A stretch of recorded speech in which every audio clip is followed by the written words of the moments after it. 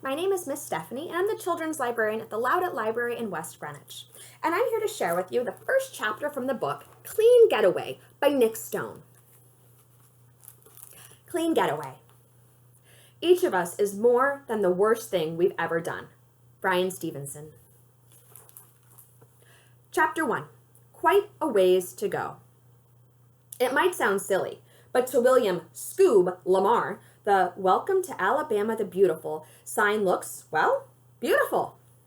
Not as beautiful as his best friend Shanice Lockwood in her yellow sundress, but beautiful enough to make Scoob tip his head back, close his eyes, and sigh into the breeze blowing through the open passenger side window of Jima's Winnebago. Exhale Dad's lockdown, inhale the sweet fragrance of freedom, which smells like pine mixed with a little bit of truck exhaust. "You doing all right over there, Scooba-Doob?" Jima says from the driver's seat. She's propped up on the gingham-covered foam wedge she uses to see over the steering wheel. Pale, polka-dotted little hands perfectly positioned at 10 and 2. She's only 4 feet 11 inches tall, Jima is. Hearing his Bull nickname makes Scoob cringe. Jima gave it to him when he was 5 years old and obsessed with an old cartoon he used to watch at her house about a dog who liked to solve mysteries. Jima thought it was just too adorable that he couldn't pronounce Scooby-Doo. And because Shanice was Jima's neighbor, she picked up on the nickname and started using it at school. So it stuck. Well, the Scoob part did, which is fine. Kind of cool even. Scooba-Doob, though? "Jima," he says, "do you mind if we stick to Scoob? The rest is a little babyish." "No offense," he adds. "Oh, none taken," Jima says. "My apologies, Mr. Scoob." "I mean, you can drop the Mr. too," Scoob goes on. That makes Jima laugh, which makes Scoob smile. He'd never tell anybody, but there's no sound in the world he loves more than his grandmother's barking laughter. Dad's not a fan. He says it grates on him because it's a reminder of Jima's past smoking days and potential future lung cancer.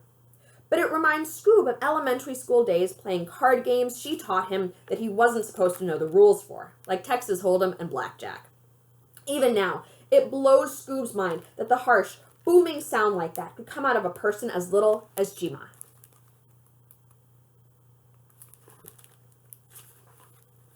"I mean it, though," she says. "You feeling all right? I'm not driving too fast, am I?" She kicks him a wrinkly wink. Now Scoob's the one laughing. He looks up from the brand new road map she handed him once they were both settled and seatbelted. According to the speedometer, the brand new Winnebago he and Jima are in has a max speed of 120 miles per hour, but Jima has yet to push the needle to 60. Definitely not too fast, Jima. Though I do wonder if there's a minimum speed limit law you're breaking. "Oh, you hush," she says. "Speaking of which, you never said if you liked my new sweet ride or not. That's what you kids call it these days, right? A sweet ride?" She says it in a way that makes her sound like a smarmy used car salesman with oil-slicked hair. Scoob chuckles and shakes his head. Then he peeks over his shoulder into the back. Truthfully, when Jima popped out of the blue and asked if Scoob wanted to go on a little adventure, he was too geeked at the thought of a loophole in his punishment to give much thought to anything else, their destination included. Especially when she said he'd probably miss a couple days of school. Bonus. He finished item 3, empty the dishwasher, on the to-do list Dad left him on the kitchen whiteboard every day and grabbed his suitcase.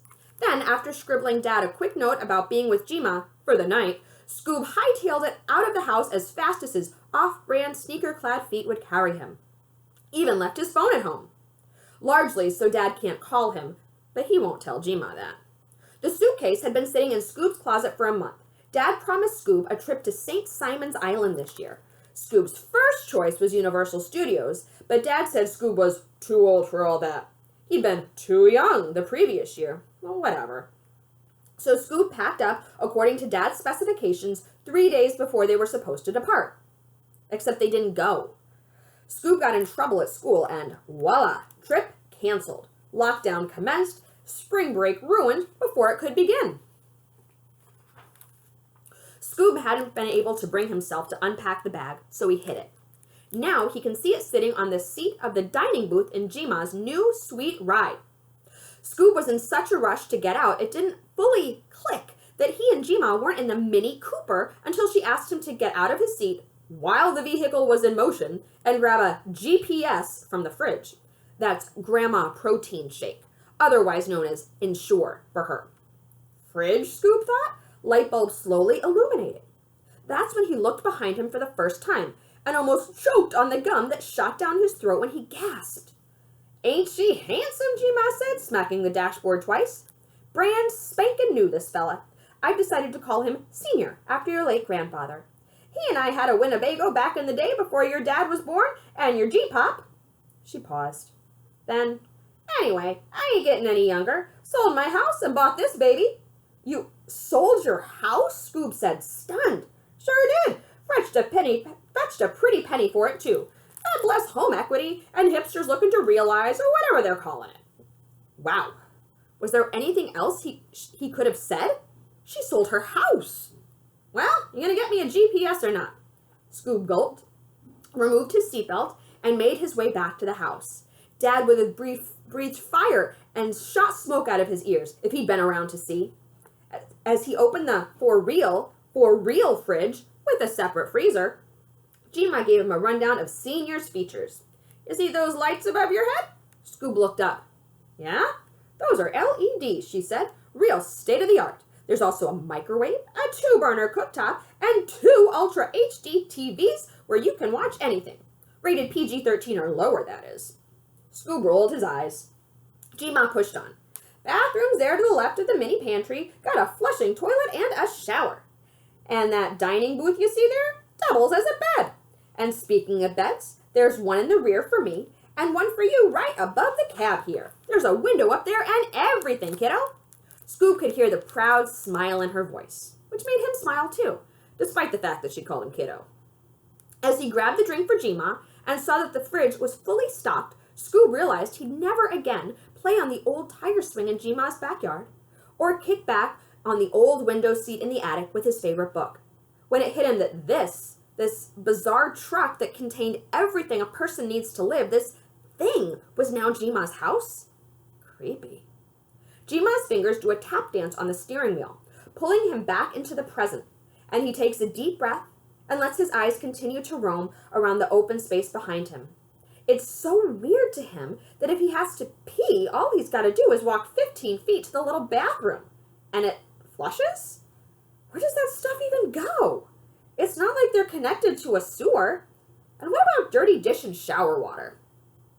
Jima's house had one of those old school bathtubs with the fancy metal feet, and Scoob secretly loved to get in with 1 or 2 of the lemon-sized balls that Jima would buy that would fizz up like Alka-Seltzer and turn the bath all kinds of wild colors. Plop, fizz, and the water would be blue and kind of shimmery, like taking a soak in the galaxy. The RV doesn't have a tub, so no more galaxy baths. His gaze catches on the kitchenette thingy as he faces forward, which just adds to his sudden sadness. He can't imagine Jima making her blue ribbon-winning cast iron French toast. First pan toasted, then baked in the pan for a few minutes for extra crispiness on the outside, on that rinky-dink cooktop thingy. No more extra sweet Arnold Palmers on the front porch swing. No more reading in front of the fire. In all honesty, the RV gives Scoob the willies. But of course he can't tell Jima that, not when she's so excited about it. Well, she says, taking her baby blue eyes off the road to look at him. Second only to Shanice's honey brown ones, Jima's got the prettiest eyes Scoob's ever seen. What do you think, kiddo? Scoob traces the handle of his door and gulps down his true feelings. I think it's great, Jima, he says with forced enthusiasm. Whether or not she can tell he's lying, Scoob doesn't know. Good, she says. Settle on in. We've got quite a ways to go. And that's chapter 1 of Clean Getaway by Nick Stone. If you want to find out what happens to Nick and Jima on their road trip adventure, you can go to Rhode Island Library's eZone, where you can download this book in an ebook format and read it on your device, or you can download an audio version and listen to it. You can also call the Aloud Library or your other library and see if they're doing curbside pickup, where you can check out the book and pick it up curbside. We're doing that at Aloud Library, so give us a call and we can check this out to you. Keep reading, stay safe, and have fun. Bye!